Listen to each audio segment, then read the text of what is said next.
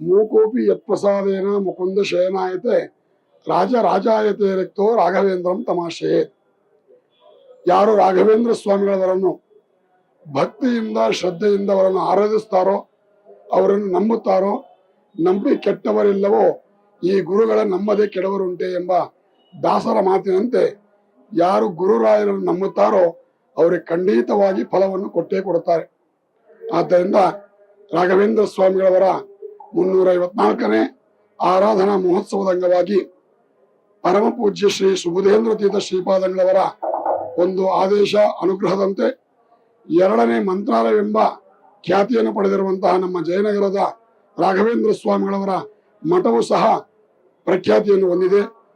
ರಾಘವೇಂದ್ರ ಸ್ವಾಮಿಗಳ ಒಂದು ದಿವ್ಯ ಸಾನ್ನಿಧ್ಯ ಸನ್ನಿಧಾನದಲ್ಲಿ ಇರುವುದರಿಂದಲೇ ಎಲ್ಲ ಭಕ್ತಾದಿಗಳು ಈ ಸನ್ನಿಧಾನಕ್ಕೆ ಆಗಮಿಸಿ ಅವರ ಕಷ್ಟ ಕಾರ್ಪಣ್ಯಗಳನ್ನು ದೂರ ಮಾಡಿಕೊಂಡು ಗುರುರಾಯರ ಅನುಗ್ರಹಕ್ಕೆ ಪಾತ್ರರಾಗ್ತಾ ಇದ್ದಾರೆ.